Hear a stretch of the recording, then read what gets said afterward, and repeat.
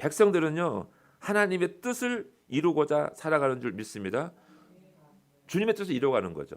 그것이 성도의 사명인 것이고 주님이 우리를 부르신 이유인 줄 믿습니다. 두려워하지 마셔야 돼요. 주님 말씀을 이루기 위해서 많은 일들이 있어요. 산을 넘고 물을 건너가는데 어려움이 많아요. 하지만 우리 주님이 우리와 함께 하심으로 그 어려운 일들을 해결해 나간다고 말씀하십니다. 7절 말씀이에요. 나귀와 나귀 새끼를 끌고 와서 자기들의 겉옷을 그 위에 얹으며 예수께서 그 위에 타시니, 나귀가 준비되니까 사람들이 와서 겉옷을 벗어서 길을 만들어주고 있어요. 나귀는 불편하죠. 더구나 한 번도 멍에를 매보지 않은 어린 나귀는 매우 위험해요. 나귀는 원래 힘이 좋고 일을 잘해요. 그리고 나귀는요 한 번 길 익히잖아요. 집하고 일하는 곳 가는 길을 잘 익히면 절대로 길을 잃어보지 않는다는 거예요.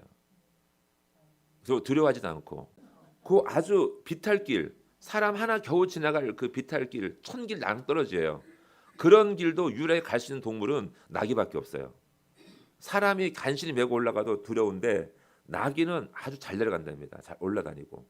그래서 유일하게 교통수단으로 쓸 수 있는 것이 나귀다. 이렇게 말하고 있습니다. 아무리 멀리 갖다 놔도 자기의 집을 길을 알면 잊어버리지 않고 찾아온다는 거예요. 이 나귀는요. 놀랍죠. 이 어린 나귀는요. 주님을 처음 태운 거예요. 주님을 처음 만난 거예요. 그 길도 처음인 것이고 어디로 갈지 모릅니다. 무엇을 할지 몰라요. 너무나 불안한 거죠. 하지만 분명히 이 어린 나귀가 아는 것은 뭘 알고 있어요? 자기 등에 누가 타신 거예요? 주님이 탔다는 걸 알고 있는 거죠. 주님을 내가 모셨다는 것을 알고 있는 거예요. 이 어린 나귀가. 그래서 이 어린 나귀는 결정을 해요. 스스로. 생각하기를 모든 것을 주님께 맡겨야 내 길이 평탄하겠구나. 왜냐하면 나는 모르잖아요. 어디로 갈지. 앞에 뭐가 있는지 모르잖아요. 어린 나귀가 뭘 알겠어요. 그런데 내 등에 타신 이분이 길을 안내하면 그 길이 형통할 거라는 걸 직감적으로 아는 거죠. 그래서 그것을 맡기기로 결정하는 거죠. 주님이 어디로 가자고 하시든지 따라가기로 순종하기로 결정했다는 거예요. 그리고 이 어린 나귀는요. 주님이 부르시기 전에 자신의 처지가 어떠했던 것을 분명히 알고 있어요. 밧줄에 매여 있는 상태였죠. 묶여 있는 상태예요. 누군가 풀어주지 않으면 묶인 상태로 살아가는 존재였다는 거예요. 여러분들은 지금까지 인생이 목매어 사는 인생이었습니까? 아니면 주님과 동행하는 삶이었습니까?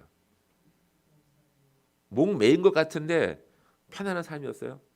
아니면 목이 없는데 자유로운 것 같은데 죄인 같은 인생이었습니까? 주님을 떠나면 자유로운 것 같죠? 절대 안 그래요. 주님 안에 있으면 묶인 것 같아요. 매 주일 예배 드려라. 새벽기도 나와라.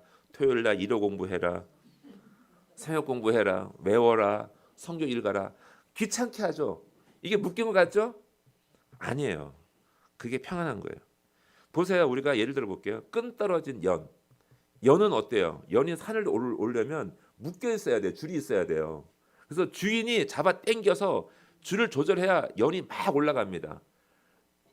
연이 묶여있다 생각 안 해요. 연은 자유롭게 주인의 뜻대로 움직이면서 그 삶을 누리는 거죠. 묶여있는데. 근데 자유를 준다고 끊어버리면 어떻게 될까요? 자유다 하고 날아가는데 결국은 어디 가서 떨어져서 어느 모르는 곳에 떨어져서 그냥 버려지는 거죠. 끈 떨어진 연이 자유가 아니라는 것을 우리는 알 수 있는 거죠. 여러분들은 끈 떨어진 연입니까? 잘 묶인 연입니까? 그런데 보세요. 이 나귀는요. 정말 귀한 나귀였어요. 어린 나귀는. 오직 세상에 하나밖에 없는 나귀였습니다. 왜냐하면 주님을 모시고 예루살렘 성에 들어간 유일한 나귀였기 때문입니다. 할렐루야. 주님을 모시고 들어간 나귀는 이 나귀밖에 없었어요. 예루살렘 성은요. 기본적으로 아무나 들어갈 수 없는 성입니다. 아무나 못 들어가요. 유대인들이야만 들어가고 출입증을 가져야 들어가고 이방 사람이 함부로 못 들어옵니다. 밤이 돼 문 닫아 걸면은 못 들어오는 성이었어요. 더군다나 그 성은 그 성의 주인 누구세요? 그 성의 주인이 예수님이잖아요. 그러니 그 성의 주인을 모시고 가는 운전기사인데 누가 막냐고요. 낙이 혼자는 절대 못 들어가죠. 주님과 함께하기 때문에 그 은혜를 받을 줄 믿습니다. 세상에서 그 무엇보다 누구보다 보잘것없던 어린 나귀는요, 주님을 모시고 간다는 그 이유 하나만으로 주님과 함께 들어가는 거죠. 당당하게 맨 앞서서. 어린 나귀를 타고 간다는 것은 주님이 어린 나귀를 부르신다는 거예요. 우리가 그냥 가는 게 아니라 주님이 일부러 부르신다는 거예요. 왜요? 왜 그럴까요? 혼자 그 성에 들어갈 수 없는 존재이기 때문에. 주님이 없으면 절대로 못 들어가는 그 귀한 성을 들여보내려고 나귀를 사랑하셔서 나귀와 함께 들어가서 성을 그 안에를 같이 가고 싶어 하셔서 일부러 어린 나귀를 부르신다는 거예요. 주님이 나귀를 업을 수는 없잖아요. 그럼 거꾸로 우리가 주님을 업어야 당당하게 그 성을 들어갈 수 있다는 거예요.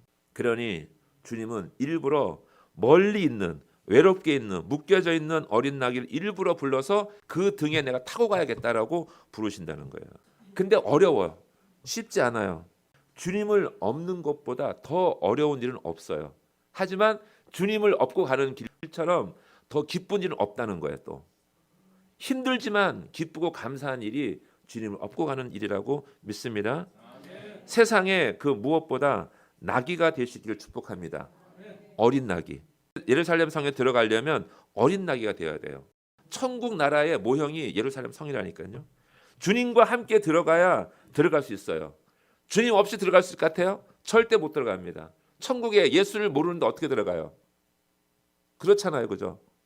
예수의 이름을 불러야 들어가는 거. 주님이 너 잘 왔다고 손을 잡아줘야 들어갈 수 있단 말이죠. 예루살렘 성을, 천국을. 그러니 나귀가 예수님을 모시고 다녔던 나귀라면 얼마나 기뻐하겠어요. 할렐루야. 그러니까 잘 모셔야 돼요? 안 모셔야 돼요? 잘 모셔야 돼요. 주님이 부르는 나귀의 조건은 잘생긴 나귀가 아니어도 되죠.